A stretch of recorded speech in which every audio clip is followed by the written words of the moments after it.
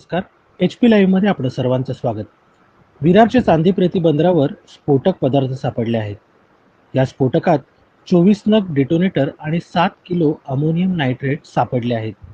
हे सर्व स्फोटक अनधिकृत रेतीचे उत्खनन करण्यासाठी वापरत असल्याची प्राथमिक माहिती मिळत आहे. बॉम्ब शोधक व नाशक पथकाने याची पूर्ण माहिती करून ती तपासणीसाठी लॅबमध्ये पाठवण्यात आले आहेत. विरार पोलीस आणि पालघर गुन्हे अन्वेषण पथकाच्या माध्यमातून रेती बंदरावर कारवाई करत असताना आज हे स्फोटक सापडले. याबाबत रेती चोरी आणि स्फोटक पदार्थ अधिनियम 1908 अन्वये अज्ञात आरोपी विरोधात विरार पोलीस ठाण्यात गुन्हा दाखल करण्यात आला असून पोलिसांनी पुढील तपास सुरू केला आहे.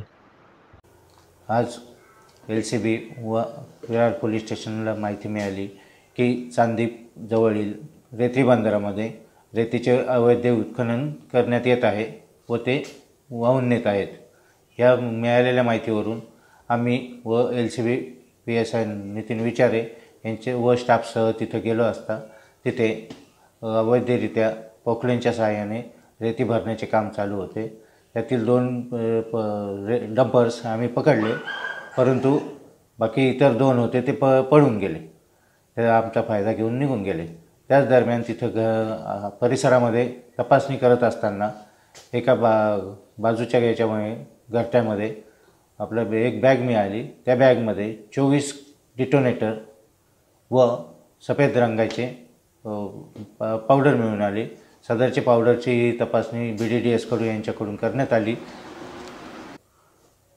ती पावडर ही अमोनियम नायट्राइट असल्याचे BDDSच्या अधिकाऱ्यांनी सांगितलेले आहे व सदरची आम्ही तपासणीकरिता CA करिता पाठवत आहोत.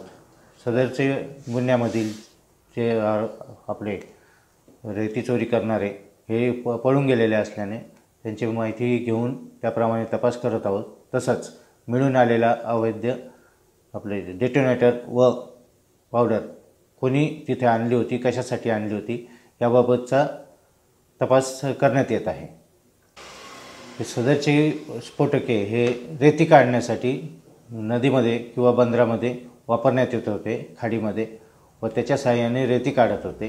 याच्यामध्ये कोणताही बाकीचा वेगवेगळा प्रकार आढळून येत नाही आहे. यामध्ये आपलं रेती चोरीचा वगैरे व अवैधरित्या आपलं स्फोटक पदार्थ बाळगल्याबाबतचा गुन्हा नोंद करण्यात येत आहे व तपास करण्यात. आरोपी किती आहे सर याच्यामध्ये? आरोपी अद्याप अज्ञात आहे.